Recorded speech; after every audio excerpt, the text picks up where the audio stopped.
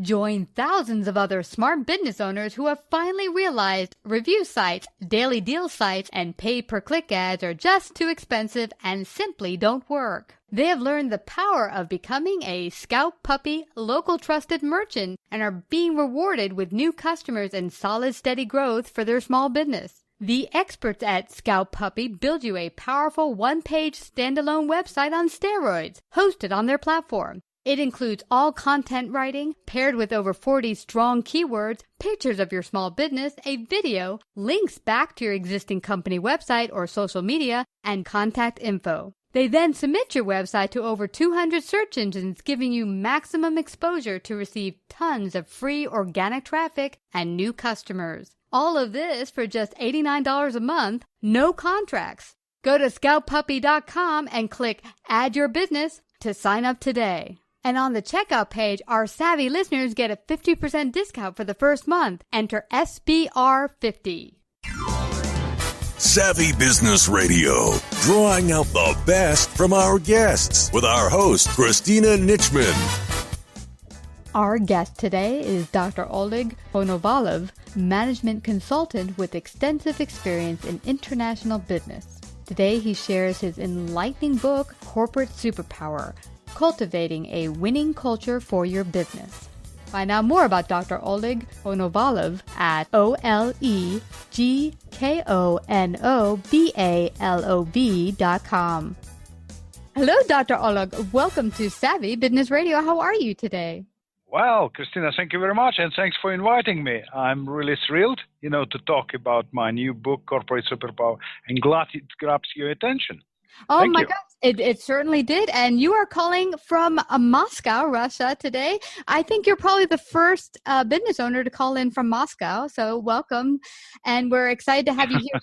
As you said, sharing your new book, Corporate Superpower, Cultivating a Winning Culture for Your Business. It's often, businesses don't think enough about the culture and how that plays a very important part to the success of business.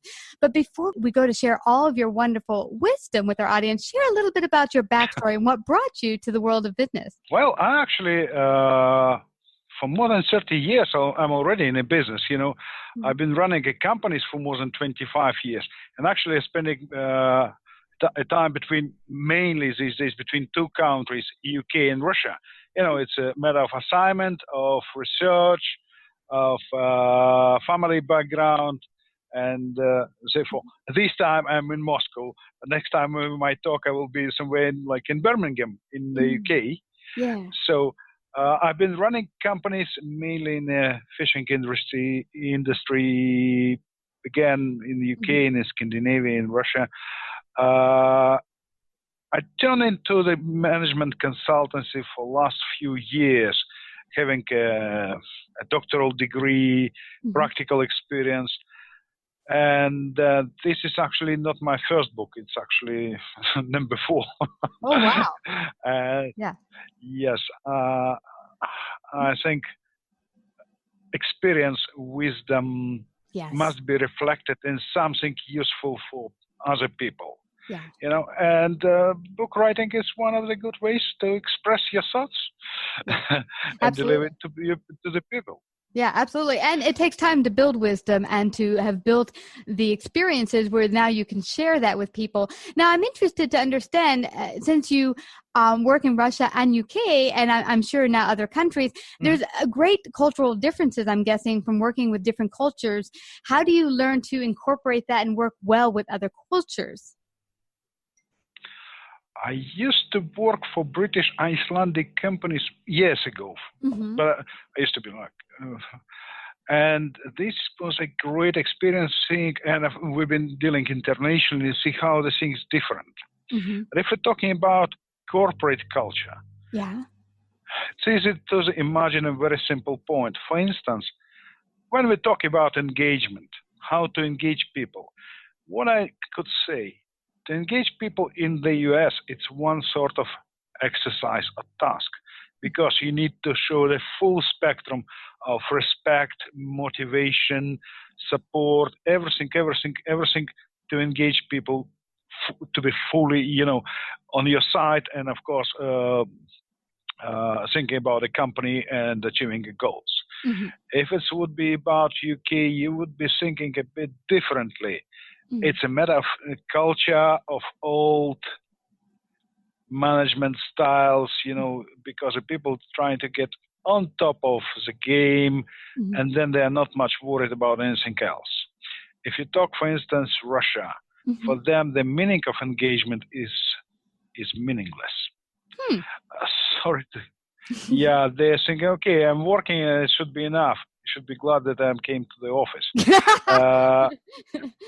It might be sounds very rough and tough, but the thing is, of course, there are some percentage of people who are really devoted themselves to work, but resistance from their colleagues, anti-engagement people, would be tremendous and killing all this effort. So you need to add a knowledge of a local specifics, a local context. So reading the signals well.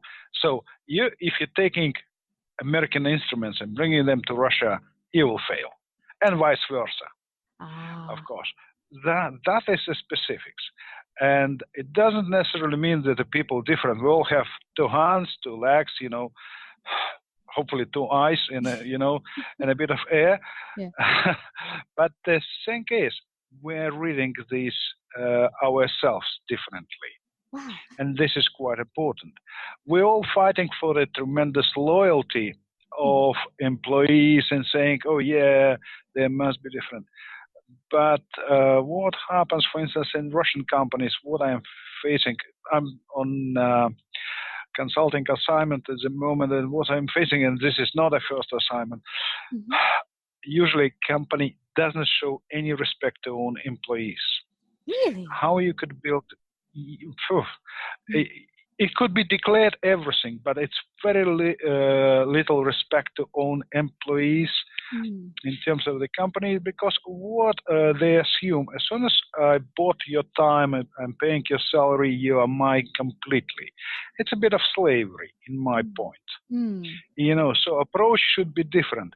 And what I noted, as soon as you're showing people a bit a respect for what they're doing, they are humans. You're just simply respecting them. Yeah. You can't imagine how they positively react, how they're just like, their eyes are shining, they're sparking. They immediately become very creative, very engaged. And this is important, to read these signals. Yeah. However, you need to have a system, some kind of a guideline, how to deal in different situations, in different context, because you need to have what sorts of instruments, because whatever you would be telling candy, it wouldn't be much sweet in your mouth. It wouldn't work. Yeah, you need to have something in your hands. Dr. Oleg, what's interesting to me, a number of years ago, I had to work with a number of companies in India. It was my first time working with Indian companies. And I was intrigued that when we set forth to put together a project together, that the first thing out of the people's mouths I would deal with on the other side, management team, were always yes, yes, yes, yes, and very accommodating. But they would often not fulfill the projects and get things done on time. And it was a friend of mine here who's Indian descent who said to me, well, you don't understand. Our culture will always say yes to people they feel are in authority, but it doesn't mean they're going to actually do it. You have to get past the yeses to know where they really stand with the project. I took their agreement as meaning we're on schedule, we're going to get everything done. It was my first time realizing that just because for me yes means yes, for them it might not be. So it was my first understanding that different cultures understand things differently. It's exactly. But you see, if we're thinking a bit deeper, and we're going deeper into in this sense, to get completely to the core of the problem in such cases, we are talking about a very simple thing. We call it professionalism. When somebody telling you yes and doing nothing, it doesn't become professional. It's one thing. If a team of 5 people telling you yes and doing nothing, surely none of them is professional. Because professional is acting together and growing together. Otherwise, you have just qualification. That means you're talking about 5 people telling you yes. They're enough qualified, they have a diploma from the university or business school to tell you yes. But diploma means nothing unless you're a professional proving that you can do what you promised. Yes. And so accountability for what you are doing. And that's, if, for instance, in your case, if you're talking about India, that means you need to pay the most attention at the very beginning of these issues, even maybe at, because you can't start pushing everything in one go. It's difficult. It's quite a complicated issue. But if you start saying, okay, guys, you're working for this company, you want to become more professional, but that's important because for your future. So don't tell me yes, otherwise I wouldn't qualify you for this job. Believe me, these guys would turn around. It's a bit of approach in this sense to see what buttons to push. It's interesting because you got to see where their motivation is coming from. It's not just the words coming out of their mouth, it's their actions, and then how to properly motivate a particular group of people, depending on their culture, their language, how they particularly see things. Now, how does that play when you enter, I'm curious, Dr. Oleg, when you enter the global arena as a business, how does your corporate culture play a role in your success? First of all, I'm looking at culture as, because of dynamic nature of culture, I'm looking at it as an energy, a combined energy of all your people in a company. Their competence is brought together, which allows you to be stronger, more dynamic, more flexible, and able to resist any challenges or obstacles. This is important because one of the strange functions of culture, which was never discussed before, it's called entropy. When in a different number of combination of resources, human qualities, a local context, you will achieve the same excellent result all the time. Despite of the problems. You understand me? For instance, you're moving to a new market. Let's say it, the American company goes to, don't know, France, India, Russia, or China. It would be facing different challenges, different problems. But strong culture would allow a combination of people who are in a team to work effectively in different situations, because the quality and competences of people would allow to do this. And this is important. How do you know when you have a cog in the wheel, as it were, someone who is actually hurting the culture and not moving you forward and not working effectively with the whole team? How do you draw that out and realize, okay, here are some glitches and we need to resolve this? At least, again, you know, a strong team. Imagine a special forces guys, you know, Marines, you know, famous American Marines, brave guys. But what they're unique, they're exceptional self-discipline. But what they're great is, as special purposes, when they are in action, the team immediately could spot, the team itself will take care of who is not fulfilling obligations or duties and who is good. And so it allows to eradicate a problem or call it delete this person from the process. You know, push a right button at the right moment. Surely in every company, in every big group of people, you will find such person who is always on a quiet strike. He is never happy. He is even smiling, but he is always digging a hole, because it's a human nature, unfortunately. Not all of us are call it ideal, but good. I wouldn't risk to call all of us ideal, but this is a people, what is culture? Is for people and about people. And so people immediately sensing who are creating problems for them. And they eradicate, signing this person off immediately, of this trip, of this assignment, of this team.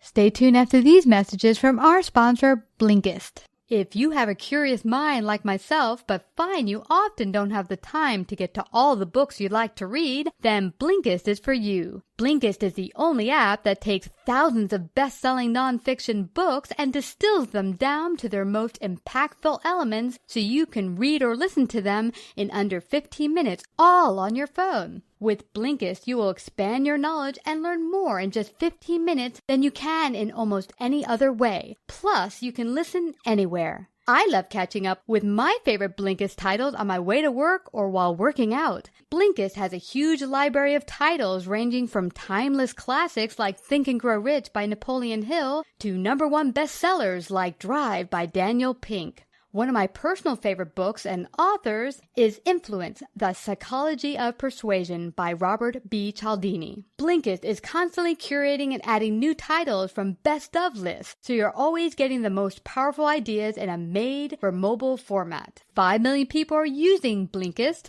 to expand their minds 15 minutes at a time. Get started today. Right now, for a limited time, Blinkist has a special offer for our savvy listeners.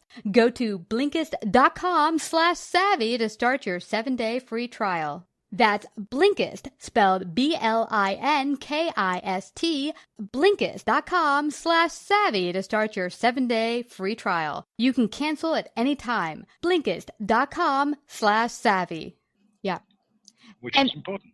Absolutely. How have you helped businesses or business leaders kind of get zeroed in on discovering how to notice what's not working in their team? Because I'm sure some business leaders are disconnected from maybe their company or their team and seeing how things are operating effectively or not effective.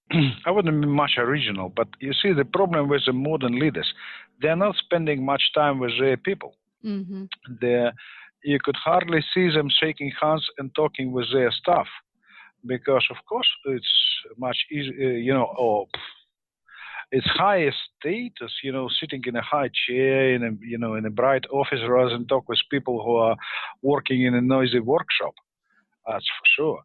Mm-hmm. However, they are losing a sense of people, mm-hmm. so they are not developing own people. Because giving orders, it's completely different to helping people to grow. It's one thing. So before you're sensing something, you need to read own style. Culture reflects leadership. Strong culture reflects strong leadership. Negative culture reflects, I call these people bosses who are managing own ambitions. That is different.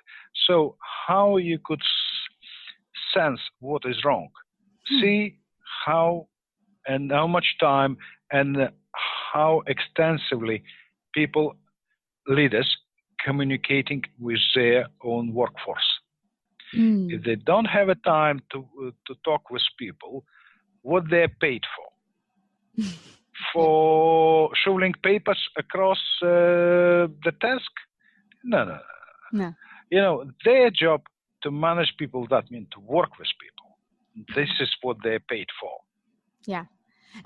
This is a really, really good point, Dr. Oleg, because this week I spoke to a new leader, a leader who's been in business for 35 years. And he said he started to self-reflect and say, okay, how could I grow in my business? And he said, I noticed that for a long time I've been a dictator in my business. I've been dictating people, telling them what to do as if I'm the king of my country.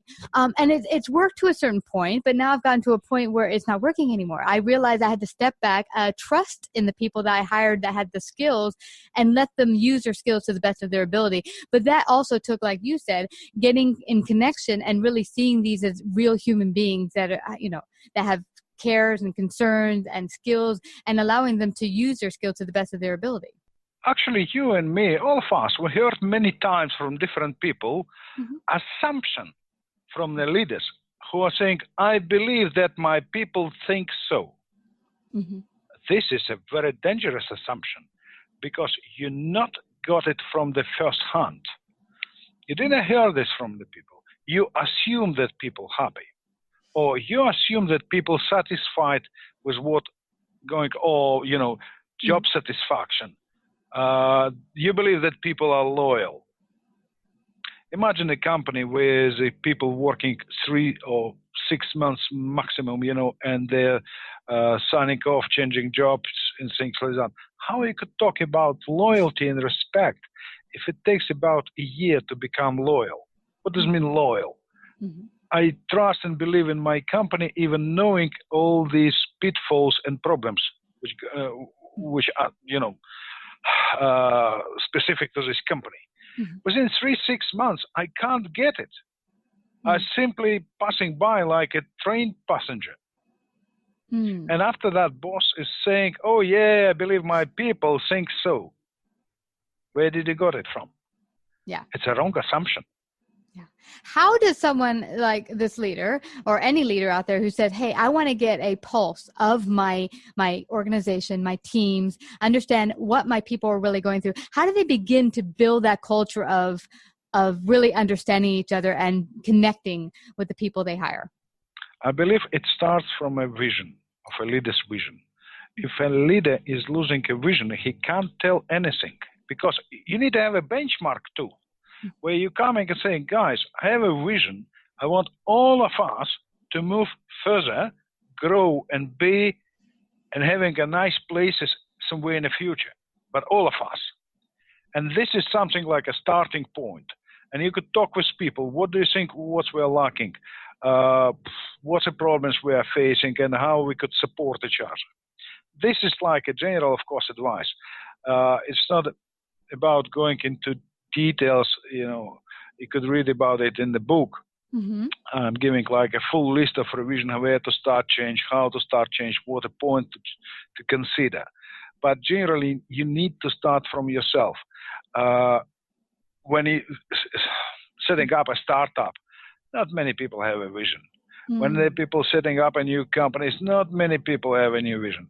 People getting into CEO positions, just like, okay, they maybe have some kind of a vision, but you can't engage people without showing them their place in that bright future which you're building in your mind. Mm-hmm. You need to take them on board. Otherwise, what's the point for them to work for your new Ferrari?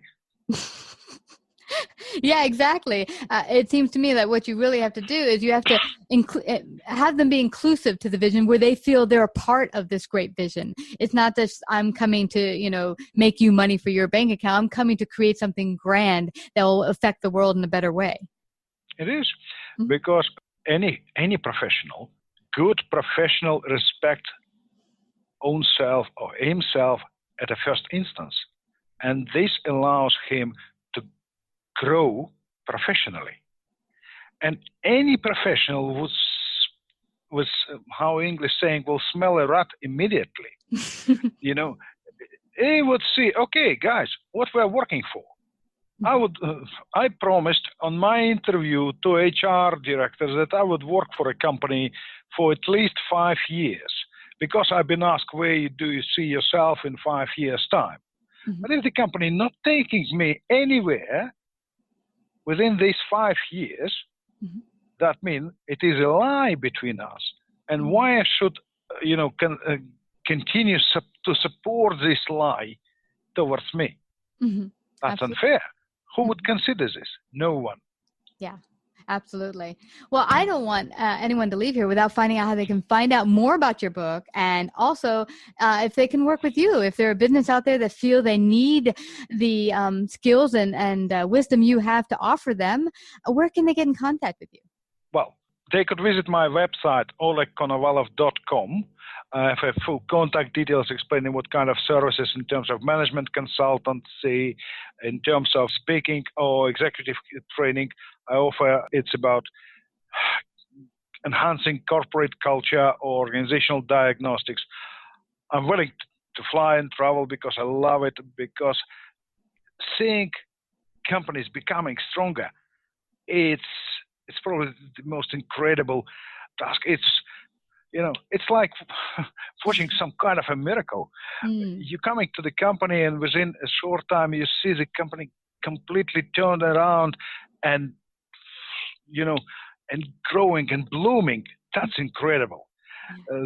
They could find me through LinkedIn, Twitter, Facebook, and I'm always responding, and without any problem. And they could find my book, Corporate Superpower, Cultivating a Winning Culture for Your Business, on Amazon, on Barnes & Noble, on 800 CO, many outlets.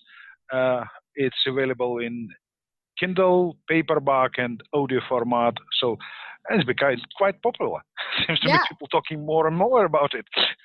It certainly has. And it's never been more important, Dr. Oleg, because right now I'm seeing more and more companies around the world connecting and becoming global, working together. I mean, just a company I'm working with recently in New York is connecting with people all over the world and creating partnerships, alliances, customers.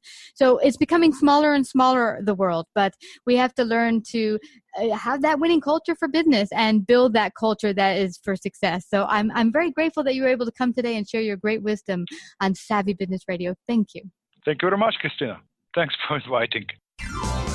Savvy Business Radio broadcasts worldwide via a large podcast network, celebrating business owners, entrepreneurs, influencers, and successful individuals. Find out about our paid sponsorship opportunities or how to become a guest. Call 732-474-7375 or email Christina@savvybusinessradio.com.